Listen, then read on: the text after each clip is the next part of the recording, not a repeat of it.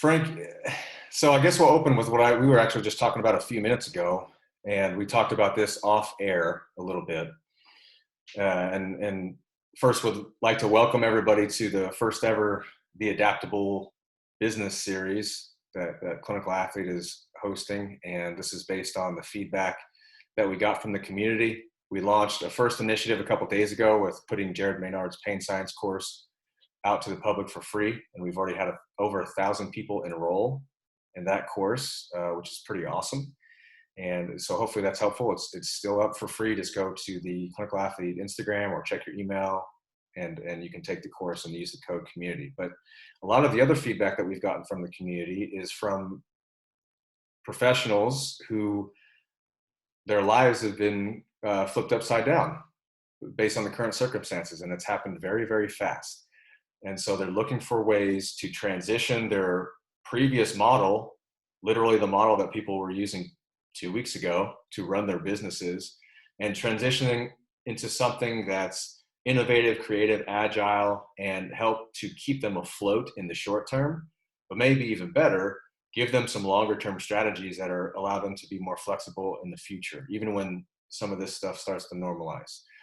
So we came to Frank first with this idea, and he jumped on it, and we're extremely grateful to have him on. And he came to us with the theme of how to be creative to save your business.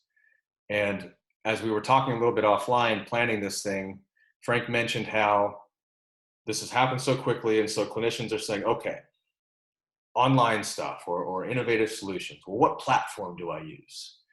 Do I use this platform or this platform? And they're looking at features, and we're thinking about this kind of in a mechanical way, whereas we want to maybe shift that to what creative or innovative strategies can I actually use? The platform just kind of takes care of itself. You know, they're all somewhat the same. So I want to stop there and just kind of get Frank's initial thoughts on that, and just, you know, how you've been seeing things play out over the last couple of weeks. Yeah, absolutely. I'd like to start with just a little bit of the background so that people know where I'm speaking from, because I'm not somebody who got into business and had a straight road to success. I'm not sure how many people that exist, but mine was far from it. And I could relate to your situation right now, because here in New Jersey, 2017, the governor made a change to the way certain insurance plans work. And within a matter of 8 weeks, my business went from being extraordinarily profitable to severely at risk. So I've been through this, granted on a different scale, on a different timeline, but I'm not speaking from somebody who just, you know, hasn't been through something similar. I feel like that's really important to know that I understand the pressure and the feeling of, am I going to be able to provide for my family? I've lived through that. I've gone sleepless nights where I wasn't sure if I was going to be able to pivot in time.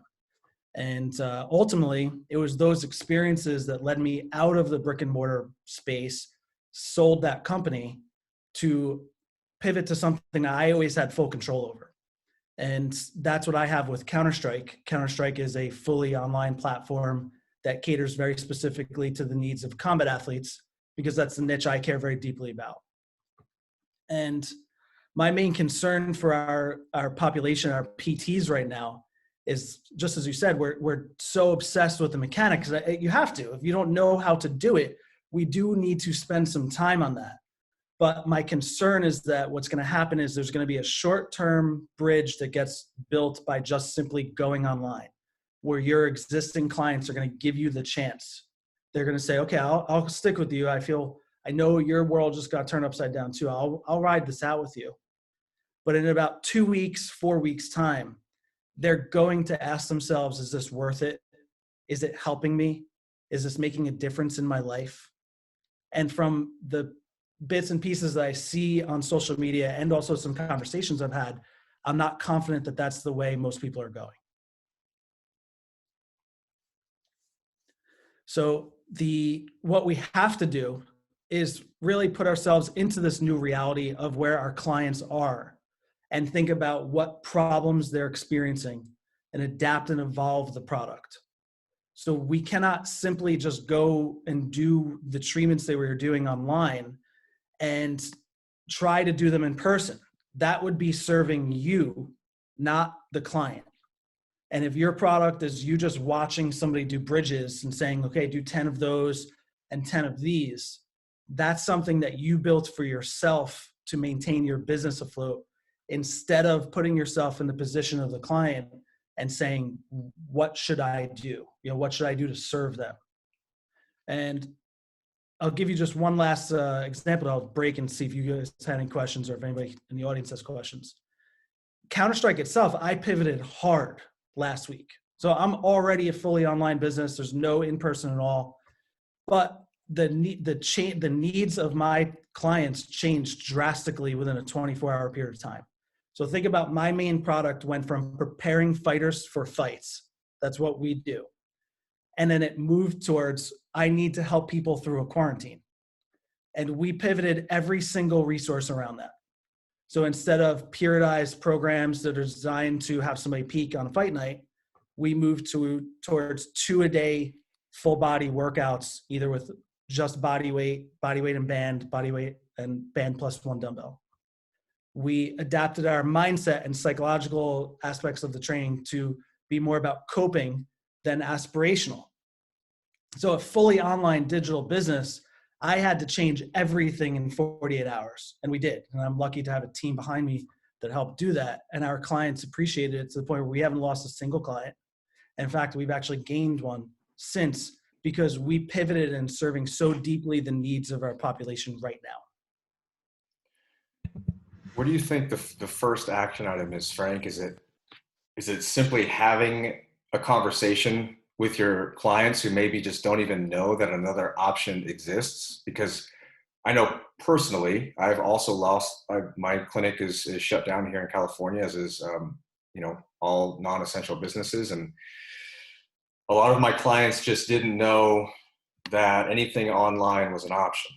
That's just not how they, kind of wrap their minds around the service. And for a couple of them, it was that surprise. It was like, oh, yeah, I'll do something like that if I can still, have your services. So what's, for people who are just overwhelmed with the entire process, what's that next first step? Got it. I'm going to give you 3 steps. So the first step is to literally list every problem you think that they have right now in the realm that you can influence. So you think of the people you're treating right now. We're just talking about the population you already have. What are their current problems? Step 2, think of solutions to those problems.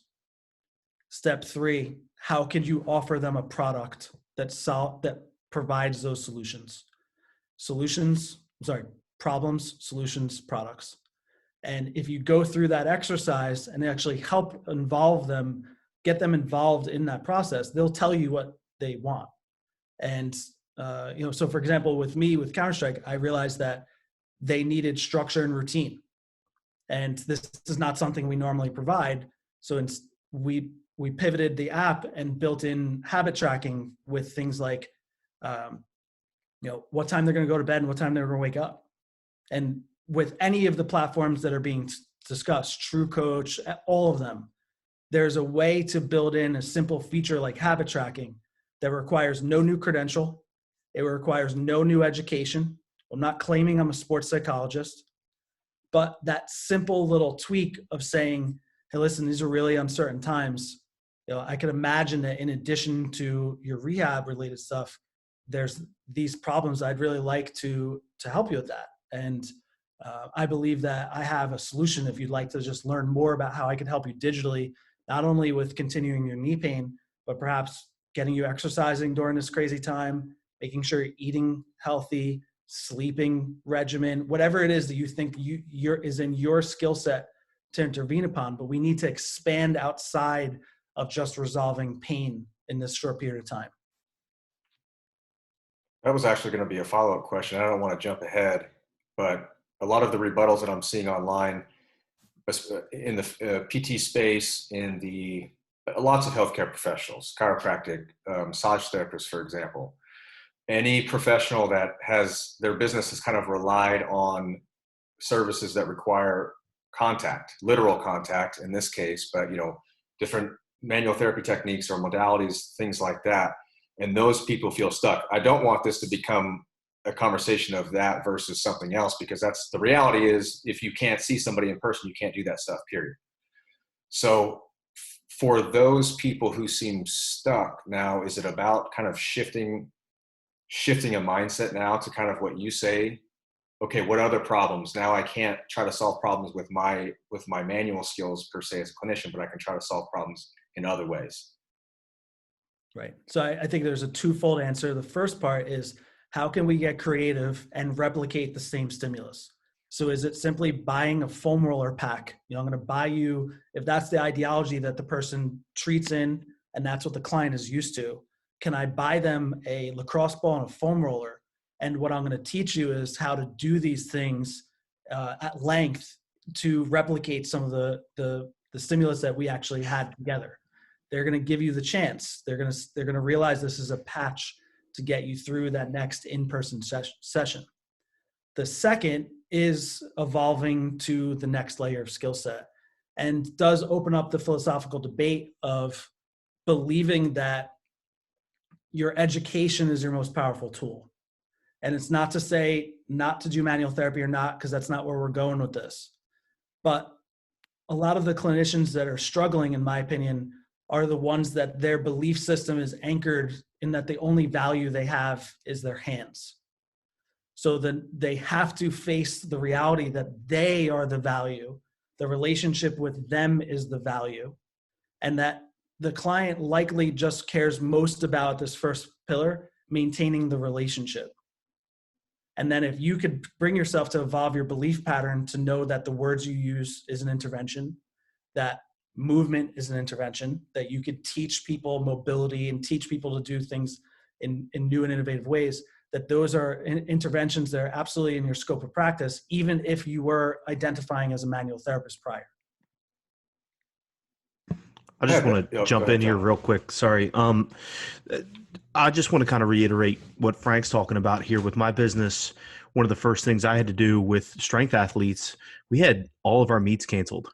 Everything everybody was planning for and training for has been pushed aside to this point. Open Nationals for me is now in August instead of May. Everybody's had to pivot. And we've gone from some people having a home gym and some people only having body weight stuff. And I immediately had to switch from, okay, we're going to squat Monday, to how are you doing with this whole process? And changing from coach to support and coach. And it's been a big thing and a change that's been very important for my athletes to know that somebody is still there watching out for them. And it's kind of this vein that's been kind of stated a couple times, and I just want to make sure that gets through. We have to pivot to a point where our communication skills and the relationship building skills becomes a highlight and part of our service and part of that product. And we need to be there for people. And that's going to be part of your evolution. If you can evolve that, then I think you're going to be able to provide quite a value to people, but also quite a product. I just wanted to reiterate that real quick. Yeah, absolutely. I mean, I think that what we've done in Counter-Strike was become the rock that people can lean on during this time. And that has nothing to do with preparing them for fights. I pivoted just as much as somebody else will have to pivot. Granted, there's a leverage point there that my mechanics of being already online made that easier. Frank, is there I'm not sure if you know this piece of the kind of the online thing, but as far as, I think some people are a little scared of the legality of telehealth. And especially here in the United States, every practice act across state lines is different. Most of them say nothing about telehealth. I mean, hell, this scenario has been around for 2 weeks, and the practice acts are way older than that.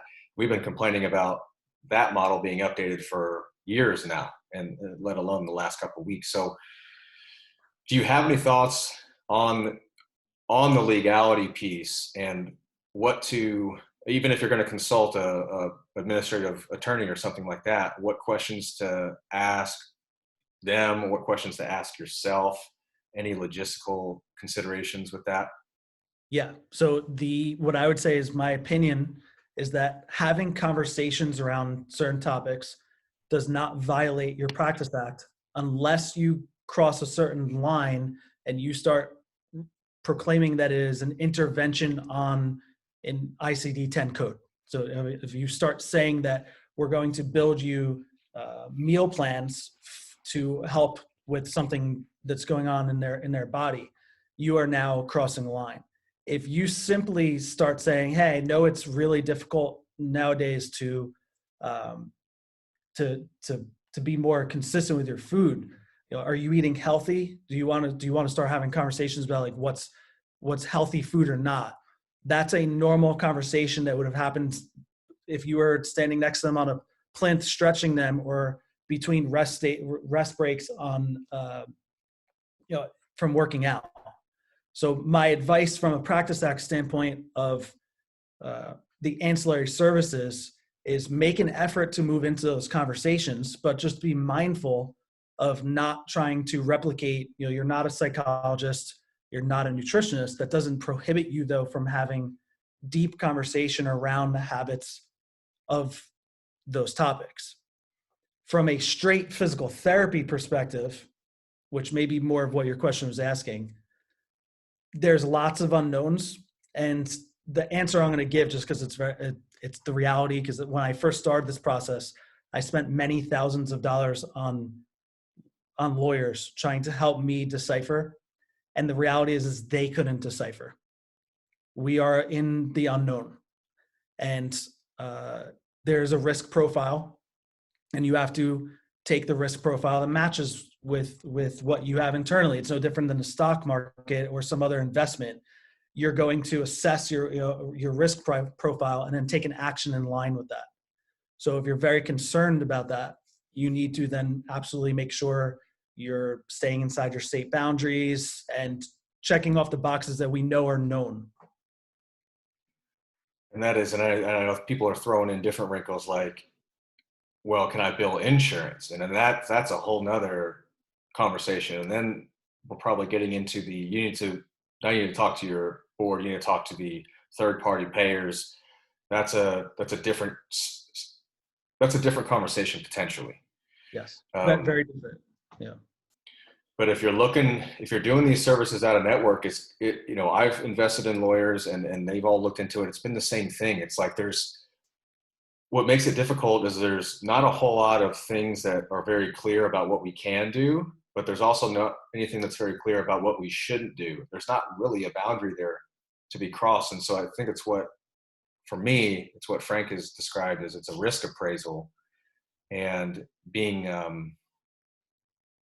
just honest with yourself about what you're able to provide, and being honest with the person about what you can provide at this medium and what you can't. What I had done in the past was had them list an in-person provider. Like, who do you see in person? I need a physical therapist's name that you can see in person. Because if you start coming to me with we have to manage pain or injury, I'm going to refer you to that person. May or may not be an option now because most PT offices are closed, but right. Potentially a primary care doc, like making sure that they have a network that's local to them, if those bridges need to be crossed. Ultimately, we're in a gray area for sure. And I think that people are going to have to decide where they fit. If they're completely risk averse, the answer is to shut down and wait until you could go back to the absolute clarity. If you have a moderate risk profile, you can absolutely continue to treat in a state that you're licensed in through our virtual platforms. And then if you're more progressive, and I sit there, I'm not going to deliver just physical therapy right now. The other things that I'm delivering, I'm also not calling, let's say, a nutritionist and psychologist. I am simply providing lifestyle coaching and other things that are just normal behavior change that's completely appropriate for a physical therapist to talk about. The other resource I would say people need to tap into more is their local state boards. So Nancy Kirsch, who is the director of, I can't remember her exact title, but she heads up all the ethics related things for New Jersey. She is the most responsive human being around. If you just email her and say, hey, I'm thinking about doing this, she's going to either give you an absolute no or a vague pass. She's not going to like give you the check mark that you're looking for, but she'll help you understand. Now, I'm sure there's somebody in each state that's like that, and our networks are so small. If you have access to somebody in one of the educational platforms or on the APTA, you should be messaging and calling them, because I'm sure they're more than willing to help. And I had one of my colleagues reach out to Nancy and said, hey, I'm thinking about doing this, and she gave advice. So you don't need to be making that decision alone. And then in the chat here, Will Butler chimed in and said he remembers talking about a clinician who, to avoid the patient-provider area, called them all quote-unquote clients. Now, he says this provider had non-clinician credentials like coaching certifications, those types of things that can maybe kind of double. But it's worth a consideration. Now, I would say my thought to that is, my understanding is you're held to your highest license. If something were to go down, none of this, it's like when you think about it, you could say none of this matters unless somebody puts a lawsuit on me. But then when they do that, it's like, what do I have to fall back on? And my understanding was you're held to your highest license. So I don't know if just because you have a personal trainer or coaching certification that would then separate you somehow from being a clinician. But I definitely know most will have the client sign some type of waiver saying this is health and wellness service. This is not a diagnosis. This is not medical care. This is not physical therapy. I practice physical therapy in the state that I'm licensed. This is a kind of an adjunct, thing. And that's kind of informed consent with that as well. Yeah. So, I mean, I do those things too. I have 2 layers of when somebody signs on for performance coaching, there's a single checkbox right at checkout where they press purchase, and it says, I acknowledge I'm not purchasing a healthcare service and all this other stuff. And then on their longer, more legal form, they do that again. The reality is you will always be held to the highest level of your license.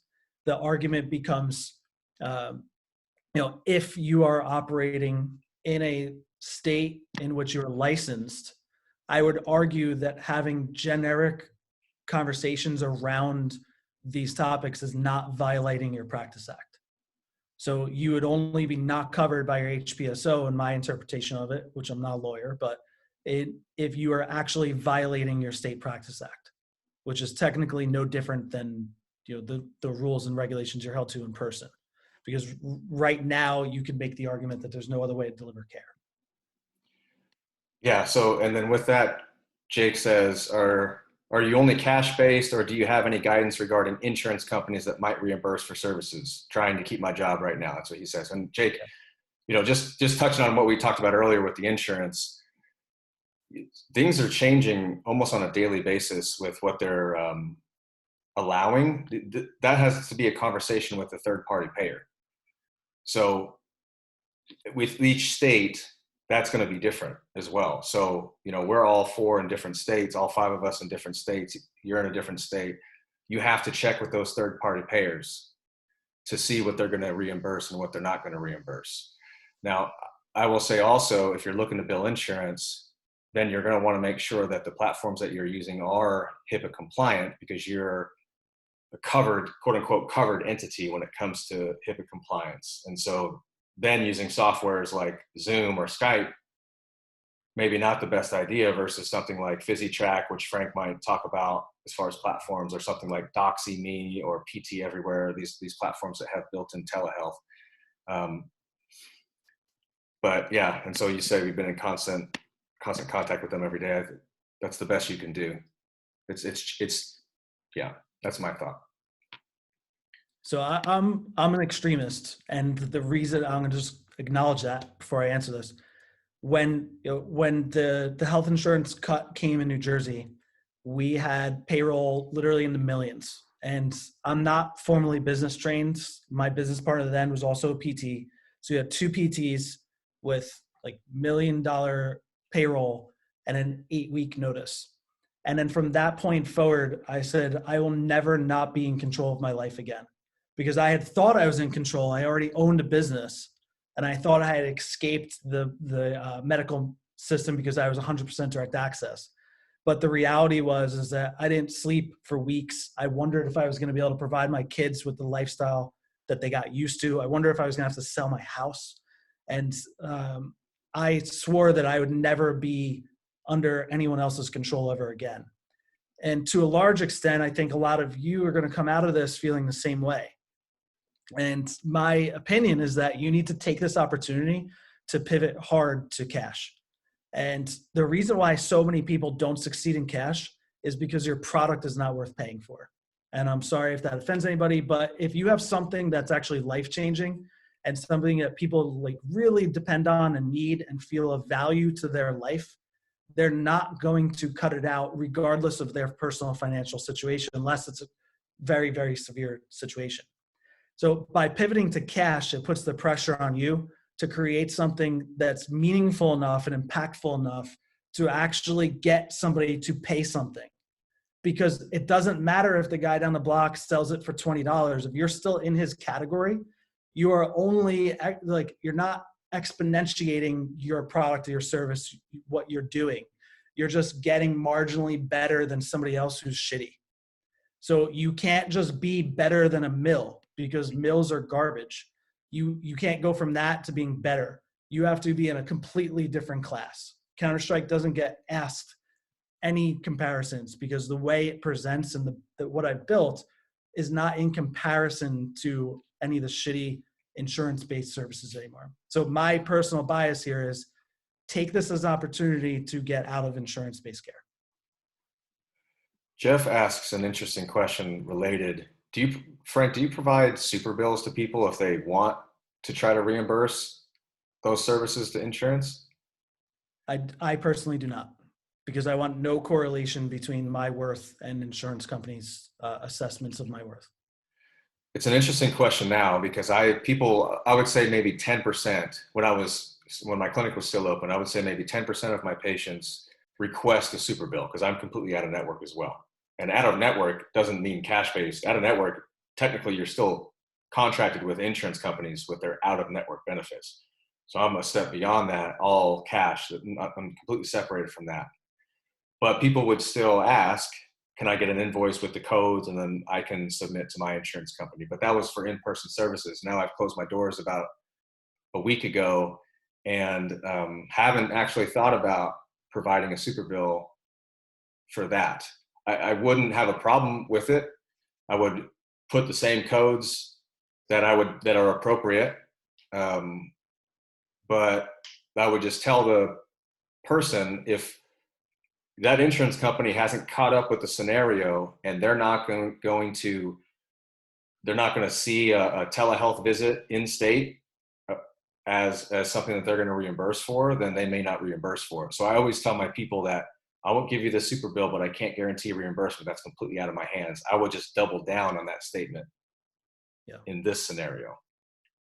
So I take that statement even one step further and say, I do not work with insurances, even in the out-of-network realm, because I always want to be able to provide you with the service that I feel is what you need, with no influence from the insurance company whatsoever, because they're rarely in line with what's best for you.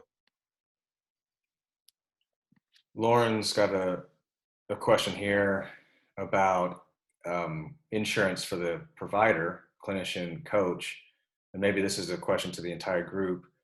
Should we have separate plans? So some type of HPSO or some type of liability insurance as a clinician, and then some type of liability insurance as a coach, almost kind of like as a separate entity. You guys have any thoughts on that? Go ahead, John.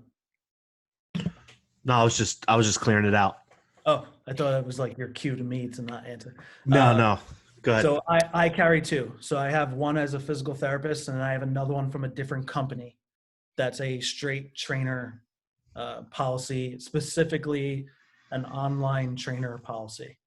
So I have HPSO, which when I talk to them, they say, as long as you're acting within your practice act, we cover telehealth for the states that you're licensed in.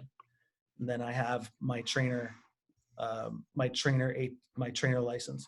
I'm sorry, my trainer coverage. If I am training anybody outside of the states that I'm licensed in, I absolutely can be sued as an unlicensed physical therapist, even if you have them say I'm not doing physical therapy. So there's essentially 3 levels of protection you could go to. You can exclusively treat in the states that you're licensed in. You could get a compact license, which I highly recommend everybody does, because then it just tacks on the new states as it gets rolled out. Or 3, you could forfeit your license and practice unrestricted nationally as an actual trainer, but that has to be the product. I am trending Counter-Strike towards that. So I have every intention later this year of forfeiting my PT license. And the reason why is because I've evolved the product to the point where it is not by definition physical therapy, yet I truly believe it's the fullest expression of my DPT knowledge.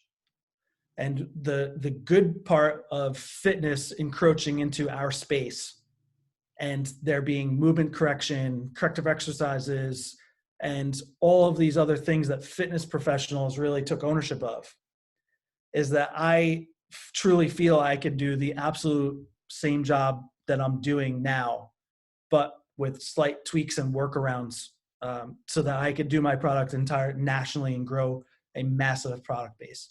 Many of you, it's not needed. Just make sure you get a PT compact license and you'll be licensed in 13 or 14 states. And then as that grows, it'll eventually be national in a couple of years. So I want to come back to that because I think that's a big point. But Doug Kitkijan's got a good point here. And I think it's based on something that I said earlier. He said that I work with an out-of-network billing service, and the guidance they've received from insurance companies is that each individual policy needs to be checked to verify if remote services are covered. Most out-of-network plans aren't covering it, so be careful advertising that you can use normal codes like Therax manual. Well, I wouldn't use a manual code if it was online, because I think that would obviously be a farce. But my thought was that I can just put what I think is the appropriate code, but if they don't cover it, they don't cover it. So that was kind of my statement of doubling down on I can't guarantee reimbursement with this, but right. You're in my state. I'm acting under the scope of my license. So I've not actually given an invoice Super Bowl to somebody who I've done an online consult with, because it's only been a week. But it's a good conversation to be had. And Jeremy says it depends on who's underwriting the plan, because in his search for liability insurance for the person, clinician, and the coach, I heard it both ways, covers for telehealth and multiple licenses. So I guess it just comes down to talking to the insurance company and saying, what am I covered for? Here's the services that I want to potentially provide within the scope of my license. What do you cover? Yep. Now, Taylor's got a good question here, Frank, that I think comes back to the theme here, which is ultimately how to create creative and innovative services to flip your model and be more agile in the future.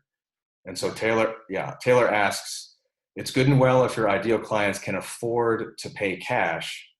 What if a significant portion of the people I want to provide services to couldn't afford to pay cash? And Taylor, maybe as Frank is answering this and we're getting some thoughts on it, elaborate on who that client base would be, so maybe we can have a better idea of how to answer the question, because it kind of depends on what are their wants, but I'll let Frank take it. So I would say that what's great about my business is that I speak and provide directly to probably the population with the least amount of money in all sports.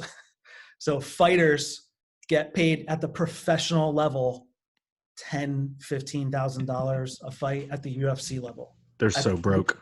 It's so true. At the beginner level of the UFC, they made it. They're a professional athlete. They're getting paid $10,000 or $15,000 for 3 or 4 months worth of work. At the recreational and amateur and early pro level that I'm at, they get paid $1,500 to show. They often have to train full time. They often only have a job that they teach classes 2 or 3 days a week. I've had people, when I first created Counter-Strike, I was with somebody in person who literally opened their paycheck and said, "Coach, I'm not sure if I could afford it."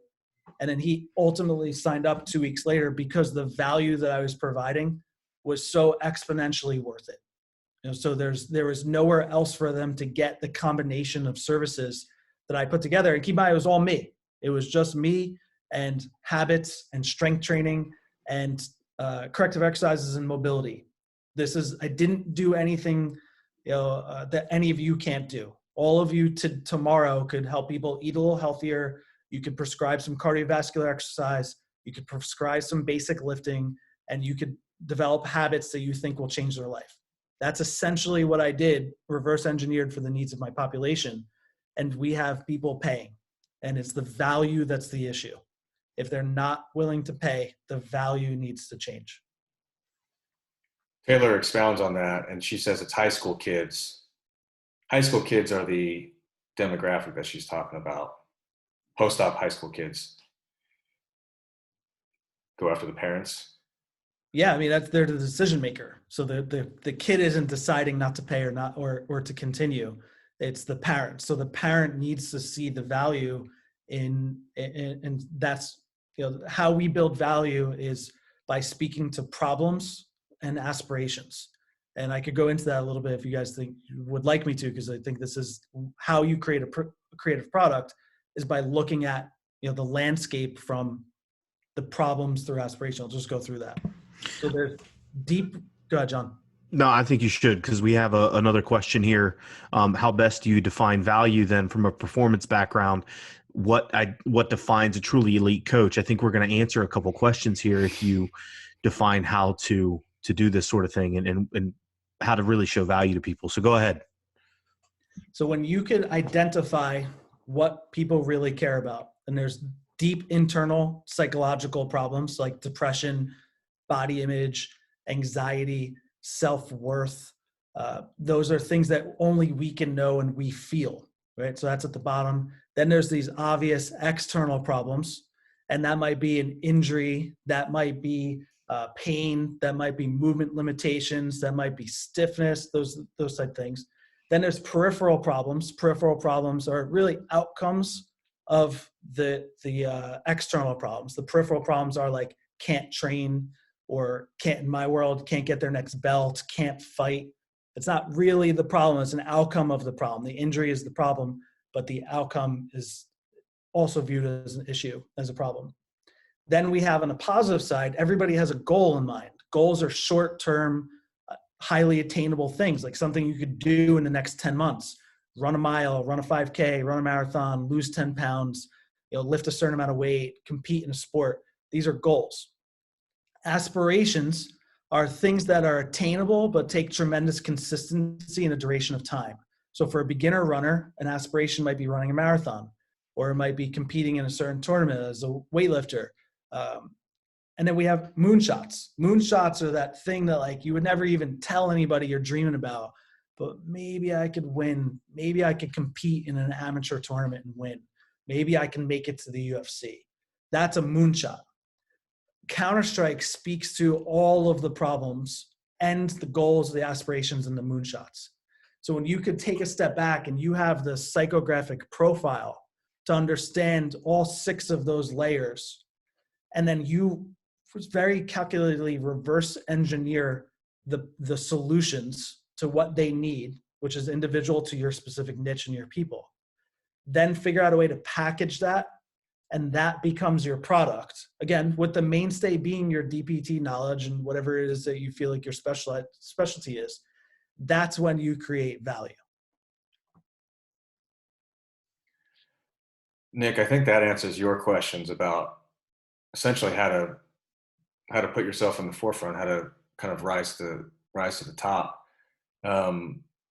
Taylor is mentioning that the families, we'll kind of go back to this, and actually I'll take a step back. If you guys go through the chat, because Danielle Crute gave a really nice pointer here, and she just said that if you're going to do telehealth, if you're going to give somebody a super bill for a telehealth visit, you've got to change the location. and add a modifier. So scroll up in the chat and just read that, because that's really, really helpful information. But so Taylor says, tons of families just don't have the cash to shell out a couple hundo a month, and the meal down the street might be better than nothing for the kid because it's not fair for their other 5 kids to go hungry, etc. So the one kid can get high value care. Also, what if I like working with workers' comp, low income folks with chronic pain, etc.? It still comes down to perceived value, but maybe you have to change your model a little bit. Let me get your all's thoughts on this. So if they can't, because I get you just literally can't afford it. It's pay a couple $100 a month, or don't pay the electric bill, or don't buy food for your kids. Like, some people are in that scenario.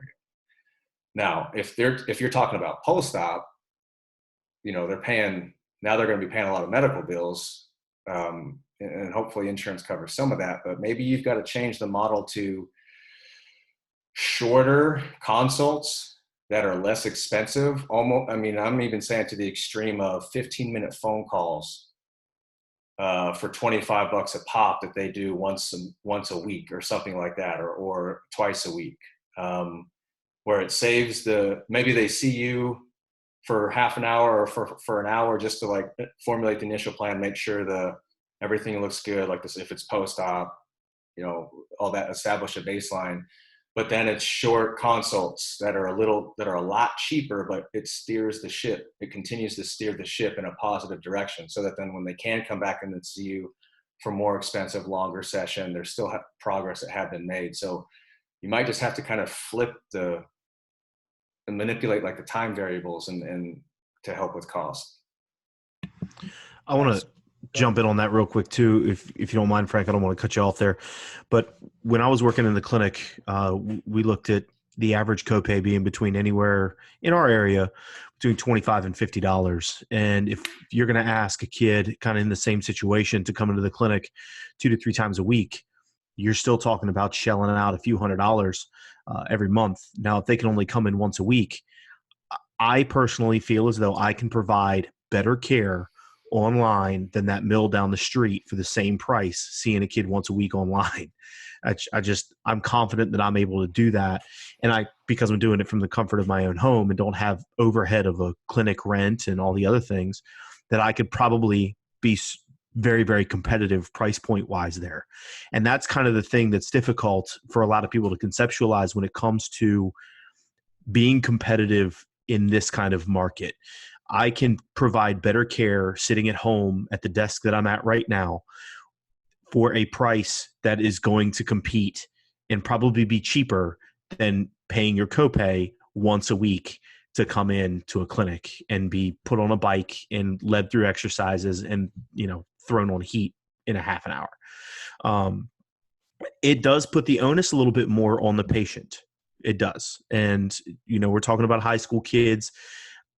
They'll run the gamut of being incredibly compliant and not compliant at all. But that just comes down to each individual. But I think you can provide that value and still make it affordable and not trade as much time as well to still be able to serve that population of individuals effectively in this manner. So that's just my 2 cents on it. Especially when it comes to competing with the mill down the street, I think I can do better and still make it affordable for those kids and those families. Yeah, absolutely. And to continue on that, when we talk about what does it mean to have a creative product, what I walked you through is the framework of how to actually evolve your product. You can also keep your product the same and get creative about your delivery mechanism and monetization strategy. So those are 2 totally different things. So when you look at what you've created, if you go through problems, solutions, and products and create a product, you can then decide, I'm going to deliver that product one-on-one in person. I'm going to deliver that product one to a group. I could deliver that product fully automated. So we have to challenge our belief system that the only way we could heal somebody is in a one-on-one nature, and figure out ways to leverage technology to hold people accountable. So you could say in TrueCoach or any of these other more advanced platforms, you can very easily look back and see who is compliant and not. And that's the majority of my check-ins from right here, this is where I spend most of my time. And I'd say, hey man, what happened? It looks like we missed Wednesday and Thursday. Sorry, coach, XYZ.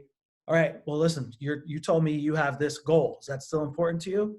Yeah. Okay. Then what are we going to do next week when the same situation happens?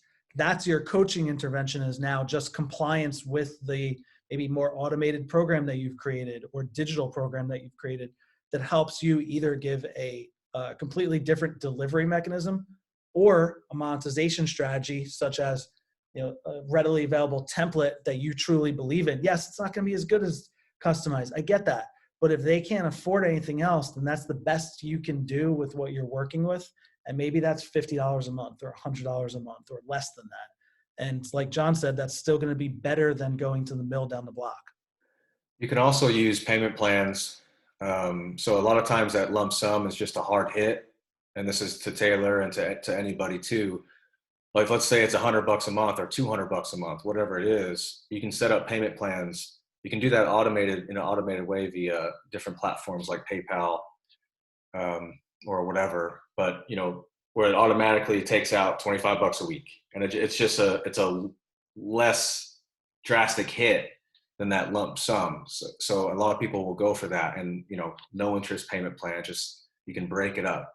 And hell, you could break it up over the course of, if you have trust with this person, you just play by the honor code, you could break it up for a longer period of time than you even see them for your plan of care. But that's kind of on you if you want to, trust the person to do that. But there are ways to make it a little bit more easier to swallow. And along that same line, David Waboda, if you could elaborate on your thought, because it may have something to do with what we're talking about.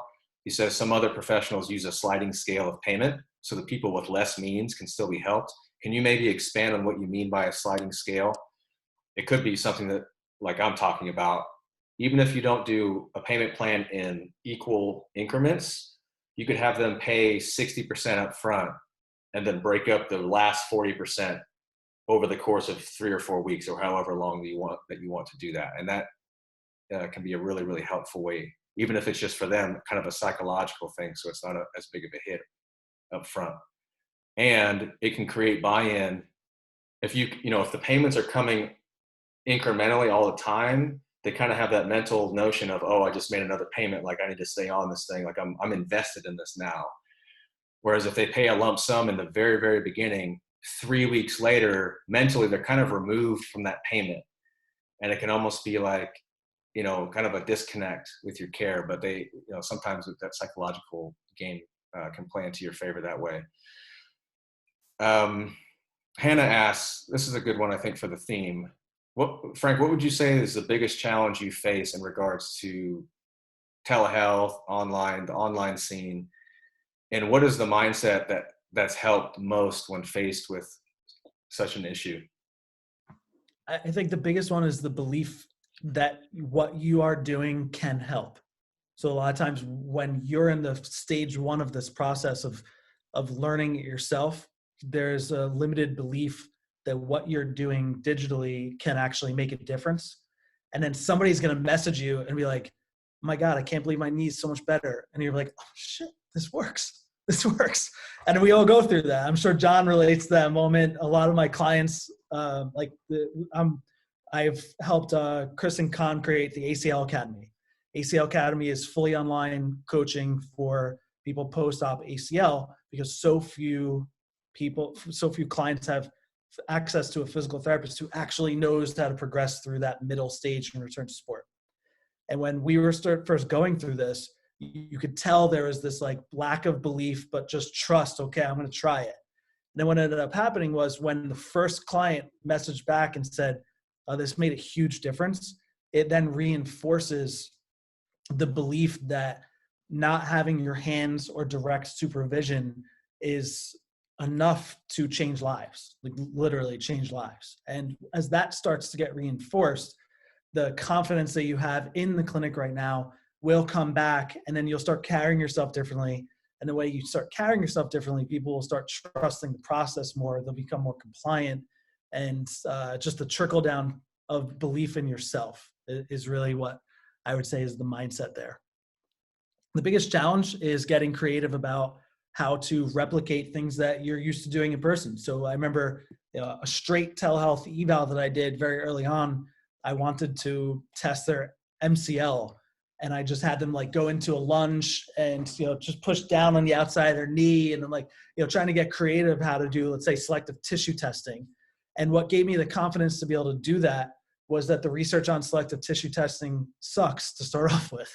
So that if I'm looking for pain patterns, the pain pattern I could elicit through some creative strategies online is likely not going to be that different from what the research would say is the sensitivity and specificity of manual muscle testing now. So if you could gain 80% of the information needed for diagnosis through subjective analysis, and we believe that, then the other 20% you're going to get from movement testing that you could just simply watch them do. Ben's got a good one here. He said that they're cash-based and have done a good job of retention so far. However, the rate of general population actively looking for PT has dropped off significantly. So kind of that non-active pop demographic. What's the best way to find new patients now that it's not the primary concern of the general public? So yeah, so now they can't bill their insurance and go to the brick and mortar physical therapy clinic. They say, well, I guess I just can't go to physical therapy now, and they're not really seeking that. Maybe in my just 2 cents, and I'll throw it to Frank and Jared and John, is the patients that you do have family members that likely fit the demographic that you're talking about. Now, not to make it sound like, hey, your family members, your mom have a hurt knee, have her come in. But if his mom has a hurt knee, she can come in. So it's kind of like, or come in, I guess, cash based, or now go online. So again, it kind of goes back to what we talked about in the very, very beginning, that a lot of people don't know that it's even an option. So now how do you get in front of the people who don't know it's an option? Well, those are probably the family members, or could be the family members of the people that you do have still on, in your caseload. So just make it a point to your patients now to say, and just so you know, like this is our model now, but it's still available for people. So the best marketing and the best advertisement for us is word of mouth. If you know anyone who just doesn't know that this is an option but could use our services, let them know. So that's kind of my 2 cents on that. But well, the other thing I'd like to throw out there, we kind of have an opportunity here, if you're a brick and mortar business, to really start to look outside of geographic norms. Because we're jumping online, it allows you to tear down the wall of, hey, I only work in this county or this town or whatever. If you have patients that have children who are in college, you've got an in to another geographic area and that sort of thing. And to kind of piggyback off a quote John Goodman uses quite a bit, you need to be good at what you do, but you also need to tell everybody just how good you are. Everybody needs to know that. So if you stop, word of mouth is phenomenal and it's super powerful, but you also need to kind of, especially at this point in time, shout from the rooftops that you kick ass at what you do, and really start to try to find inroads and knock those geographical limitations down so you can get people interested in it. They just need to know about it and hear about it as often as possible.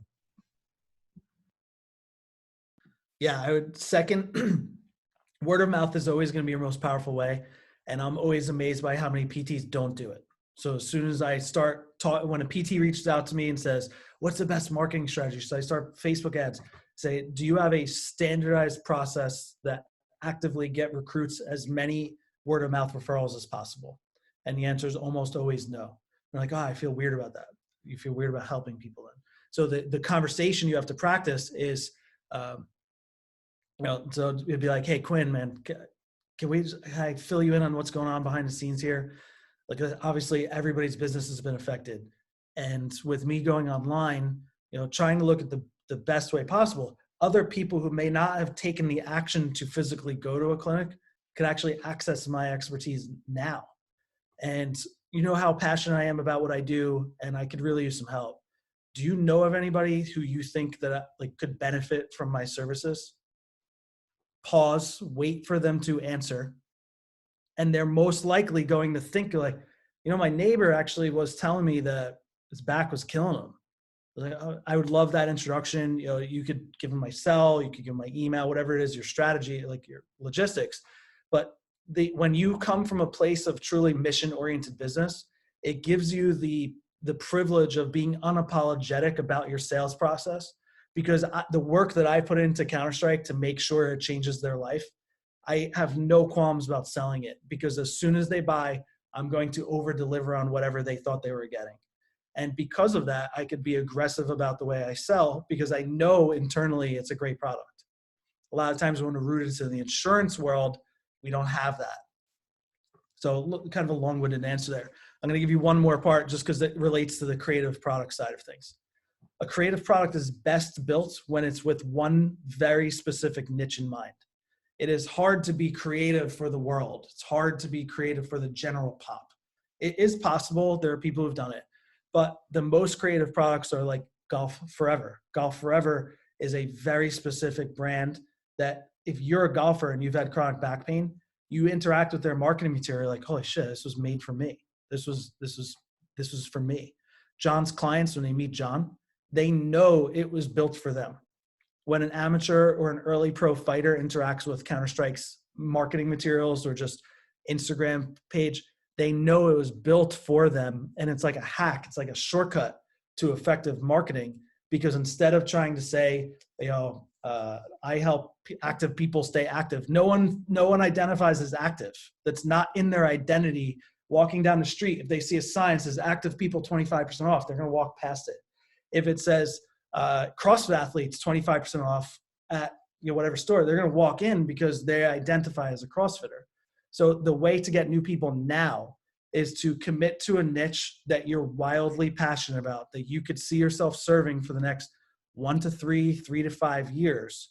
Do a deep dive exploration of their problems, solutions, package that in a product, create a monetization strategy, and go out there and get practice at it. Just deliver it. Start like next week now.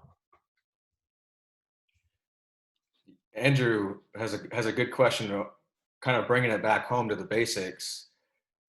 He was wondering how you structure a telehealth treatment or an online consult, and some of the logistics we probably can't answer. It's up to you to make that decision. But how long is one? Is it purely educational? Says he's working with a student-run pro bono clinic that has shifted to providing care via telehealth, and they're trying to learn what some of the best practices are. Well, hell, I would say if it's already pro bono, that's a huge weight off your shoulders, because you can just be the best provider that you can possibly be. And education, now I know, Andrew, you're not saying this, but I think this is being lost on people. Education is consulting, is a skilled service. That is your expertise. You pay attorneys god-awful amounts of money for their expertise. You pay the plumber to come in and fix your sink for $500 because that's his expertise. Pay the locksmith, you go down the line. So education is not just kind of that throwaway term. That is a professional consultation, and that is skilled. And I got this question a couple of days ago from somebody who was saying, well, I mostly see post-ops and it's tough because I can't use my hands. And I thought to myself, that's even a situation now where your hands matter even less post-op. Like, that's Mother Nature's going to take care of things. But consulting through the do's and don'ts of a post-op scenario or an injury scenario, or just somebody's training, knowing how to progress, regress exercises, bust past plateaus, like from performance to injury down the line, that's skilled care, because that is your expertise. So a lot of it, yes, is educational because it's online and you're having a conversation, but the education has practical relevance. You're consulting them through what to do. So that's no different than you having them in the clinic doing an exercise and you're coaching them through the exercise. It's just going to so happen that they're going to have to do that without you around, but it's the same model. If you guys want to have any thoughts on that. Yeah, so I think it's worth giving a little background of where I came from as a clinician. And 6-7 years ago, I still believed heavily in things that I no longer believe now. And this is not meant to start the like any sort of treatment debates, but it's worth saying that I didn't believe that anything outside of my hands and modalities, when I first graduated PT school, we did ultrasound on everyone, and they got 2 sessions of stim, one in the beginning, one at the end, and ice and heat, and very low grade exercises that were most likely ineffective. And people got better. And I was like, man. And then as time gone on, I started stripping away one intervention at a time, either from research. Honestly, ClinicalAthlete had a huge deal with that. I met Quinn 5 years ago when he first started this and exposed me to a whole lot of research that I'd never been exposed to. And I started to pull out the modalities. People still get better. Started to pull out the manual therapy, other than, let's say, what I deemed as essential, as like joint mobilization, just like things I felt were more meaningful or tangible. People still got better. Then I eventually pulled out all of the manual therapy, and people still got better.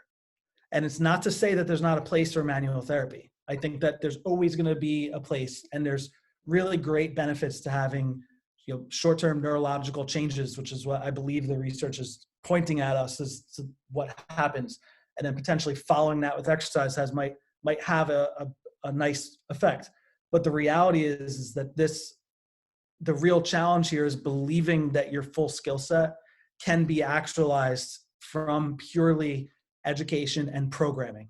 So literally telling them exactly what to do, and then having them a system to make sure they're actually doing it. So making sure, if you believe range of motion or mobility is the issue, showing them videos of exactly what to do, and then having a check-in system that shows that they're consistently doing it. And you will be able to solve most of the cases that you're working with, if not all. I love it. And Lauren's got a really good one. So maybe like switching gears or pivoting a little bit, but still definitely to the creative theme here. She asks, aside from growing telehealth services, what advice do you have for creating or delivering for purchase or subscription-based products? And she says, keeping it simple with private YouTube links that you give the code to upon payment, or anything like that, or any other platforms that would be helpful with that. Yeah, I think that's actually, so the next evolution of Counter-Strike is that we have a high-end product right now that's $250 or more a month for our current coaching service. It's a membership model exclusively. There's no other option to purchase a Counter-Strike product. It's a monthly membership ongoing. And what we're going to do is create an automated versions of that, where if you, let's say, want to buy an 8-week program, there are plenty of platforms that are available for $100 or less that you can preload certain programs in. And then either in an automated way or just you as an individual, keep it as simple as possible. Somebody pays you through PayPal, you give them access through the app to their program. It's literally like click, click, as long as you built the program out already. So we've used Train Heroic for that. True Coach has options with that. PT Distinction, Trainerize, where people get lost as the mechanics, the delivery. You need to think of the niche, create the product, build it out, test it with some people before you automate it. Once you can be certain that the product is going to exceed people's expectations, then you can start to create more of a either for purchase or monthly ongoing subscription in a demonetized way. Yeah, I guess telehealth or that whole scene can be thought of as like, oh, those are like one-time things, but you could make that a subscription. You could say you get a consult and you get this along with it, and then you sign up for a recurring payment, and it's kind of the same idea. So you're still kind of hands in a little bit, but you could have other products like what Frank is saying that are just for purchase, kind of one and done. The coaching world has been doing this for a long time. Yep. So now it's like us, we're kind of like, uh-oh, guess we have to start, rolling into that space. But yeah, I think that's a lot of information. Well, my opinion is that this needs to be the diving board and the platform to evolve. So if we look at nearly every other industry outside, they have already been evolving. And the reality is that we could use this to create, let's say, a 12-month ACL rehab package that people could buy for $299 total. And now you take the whole demonetization strategy of that, and it could be something amazing and life-changing, and give access to people who had never had the opportunity to have access to a true ACL rehab expert's progression. And it could even help the PT that they're seeing. They could still go to a PT. A lot of times people come to Counter-Strike, get programming and mentorship and all this other stuff that we offer, and they'll go to a PT, sometimes even a strength coach. The first time that happened, I was mind blown. But we have several clients right now who pay for a Counter-Strike, who also have an in-person PT and an in-person strength coach. And the reason why is that we are viewed as an expert in the management of a combat athlete, which then gives us the privilege of being able to play that role. So I challenge all of you to not just try to build this little patch. Use this as an opportunity to say, screw the insurance, screw all these preconceived notions and this box that society has defined our skill set in, and build something more creative. You need to evolve. Think like what Peloton did in retrospect could be explained so simply. They filmed a spin class and then put some metrics up in a leaderboard, and they're $1 billion company. They didn't do anything that's wasn't in reach of any other studio, in the beginning especially. Now, yes, obviously they're very advanced. But what can you do that's not just how do I keep my clients? How do I cash grab? How can I still bill insurance? That's the question you're asking yourself, and it's not going to work. You have to be thinking, how could I evolve? How could I create something brand new out of this? Because I guarantee you, somebody is. You will either be shown what was possible by somebody else, or you will become one of those. And the way herd mentality, the way humans work, is that there has to be proof first. Then we go, oh shit, we could do that. We don't I want our community. I want the clinical athlete community, the level up community, all the other communities I'm involved in. I want the leaders and the evolution to come from us. Don't be the person needed to see somebody else do it and then just create another version of that. Be the leader here and create something more creative. We're gonna end with two questions. Real quick, actually a logistical one that we don't have to answer, but I'm seeing it come through. So True Coach is not HIPAA compliant. That's what people are asking that. True Coach, I've been on them for the past 3 years. Are you going to do that? And they say, no, because they have enough coaches. But now that this is happening, they might, I don't know, change their tune a little bit. But if you're already out of network and all cash, you can look into HIPAA compliance as not as strict as you think it is. Being considered a covered entity kind of changes when you don't bill insurance at all. But if you want a HIPAA compliant software that has an exercise program, PhysiTrack's one, PT Everywhere is another. So, just HIPAA compliant exercise online platform, and you can see a few. But I've got, Frank, I want to end with two questions. The last one is going to be, I'll give you the last one to kind of think about, and then I'll shoot, Jeff has a good one. But the last question is going to be, if you could pick a single practice to add to your daily routine for most people, what would it be? So one of those kind of key habits, that lifestyle kind of question. But before that, Jeff's got a good one, and he asks, do you advertise or explain how your treatment philosophy has evolved and how you don't need those passive treatments or hands-on anymore and get great or better results? In other words, what's your main value proposition? It's a great question. In the beginning, I felt that I was over-explaining the difference because I had my own limitations of what I thought they were comparing me to. So I would say in the beginning, I kept almost in an overcompensate, I was overcompensating by explaining the difference.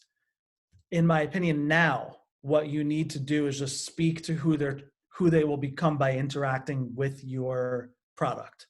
So if I were to future pace them, which is a sales strategy, but it's for their benefit, it's helping them see where they've been accurately, a snapshot of where they are, where they want to go, and then having them come to their own conclusion that you are actually going to be the one that delivers them to this. So in a roundabout way, if I get asked very specifically, like, hey, I don't understand how this is going to work without the stim or like massage and stuff, I will absolutely share my interpretation of research studies that can point out that the outcomes are not necessarily different in the long term based off of that. And that I believe that, load management, strength training, corrective exercise, mobility, and education are really the foundational pillars. But I'll only go really deep in that if they ask for the difference. Where I spend most of my time in the value proposition is figuring out what they actually care about. Because nobody comes to you just for knee pain. They come to you to get back to running, to go lift, to compete in a tournament, to finish a marathon. There's always some sort of goal that somebody wants that's correlated to getting out of pain and all the other stuff.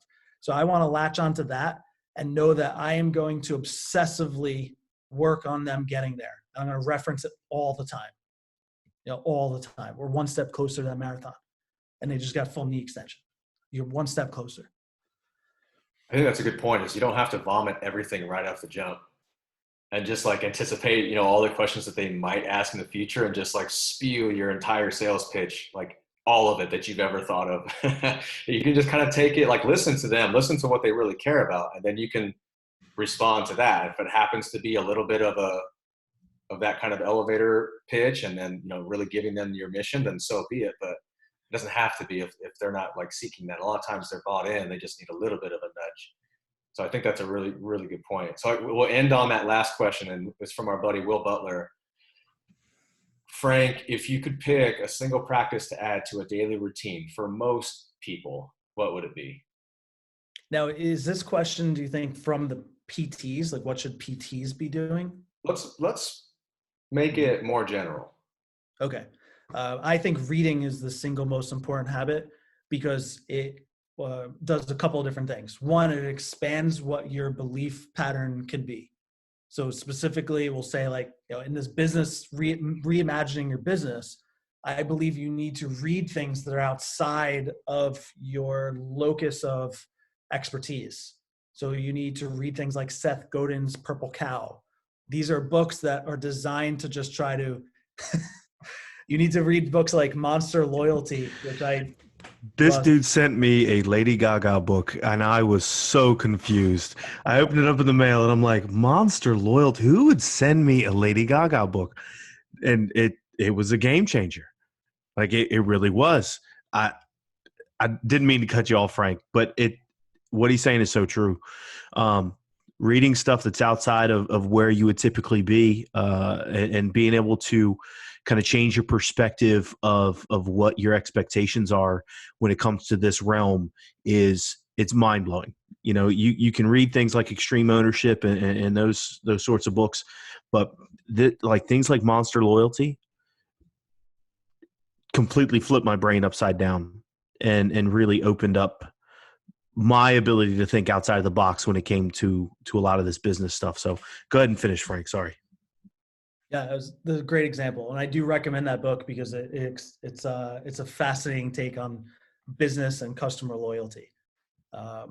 So reading from our expertise, being able to imagine the shift, and then from your client's perspective, let's say one book everybody should read right now is Obstacle is the Way. So Obstacle is the Way is this tremendous aggregation of struggles of like kind of recorded human time. He goes into examples of like, prehistoric.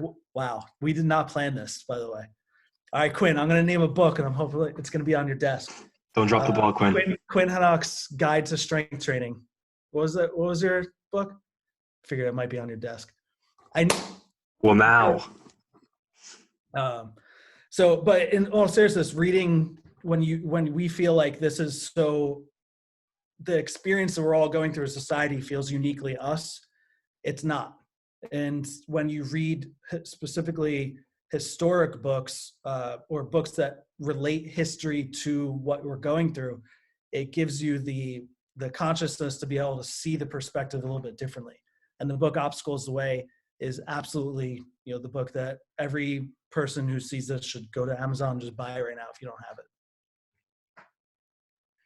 Speaking of books and resources, and like, it's like a injury consult when we're not actually consulting the person, and it's like a quick conversation with somebody, and they're like, oh, can you tell me what to do for this very specific injury that I'm experiencing? And I was like, well, maybe if if this was a proper assessment or consultation, and it's always hard to quote unquote diagnose without all the information. So I hope this was tremendous and a tremendous amount of info, and I hope people got some tips out of it to go and then kind of further dig, because you're not going to get the solution in something like this. You're going to get ideas to take and run with further. So speaking of that, Frank, are there any other resources that people can dig into, or do you have any resources that are on your website or anything like that to share? Yeah, actually, about an hour prior to the call, I realized that there's so many people just asking both the logistical question, like which platforms are available, that I wanted to give that, but also the resources that I'd recommend to be more creative.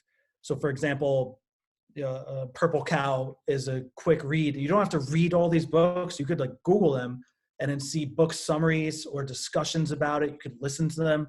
But these books shaped what I viewed my own skill set as. And if there's only one impact I want to have during this crazy time, it's just to take this as an opportunity to reimagine what you could do. And I'm going to be working tonight and early tomorrow morning to assemble those resources. And I'll drop a link in my Instagram to basically, if anybody wants to sign up for the Honey Badger mailing list, that'll be the first email you get, is both the logistical resources of these are the platforms that I've experimented with that are available to you to be able to go online today. Literally all of them, you could just sign up, load a client, test, go, do it. If your boss isn't doing it, tell them that you're going to do it. Just go and take action. And then 2, the creative resources to help evolve your product so that people actually stick to it. Because if you don't evolve, it's not going to work. I would highly recommend that, guys. It's just more free resources. There's no reason not to do that. And the Honey Badger Project, Frank. So my last question to you is, where can people connect with you, and then also learn more about that? Yeah, right now it's just Instagram, Frank_Benedetto. And that's pretty much the central hub for the Honey Badger Project. My main business is Counter-Strike, and helping other PTs create more creative products is a passion of mine. So I do that both just by sharing the free content that's going to continue to grow, and also in working with a small handful of clients to help them build their own business, not modeling after Counter-Strike, but to build their own expression of Counter-Strike. And if you follow me over there, Frank_Benedetto. Frank, thanks so much for doing this. We really, really appreciate it. Thank you to everyone who joined in the chat and the Q&A to drive the discussion. This is exactly what we wanted out of this thing. The plan was to have an initial framework to jump off of, and then to let the chat kind of guide the rest of the conversation. That's exactly what happened. And we're going to do more of these, and we'll send you this recording, and please connect with Frank, reach out to him, get on his resource list. It's all just information that you can be soaking up right now. John, Jared, thanks so much for joining. Thank you. I know I really carried that conversation. No, in all seriousness, thank you, Frank. This has been hugely helpful. Excellent. Yeah, Frank, appreciate it, buddy. Appreciate it. Thank you for having me on. I appreciate it. Everybody, Absolutely. Feel free to reach out anytime. Thanks, everyone. We'll talk soon. Take care.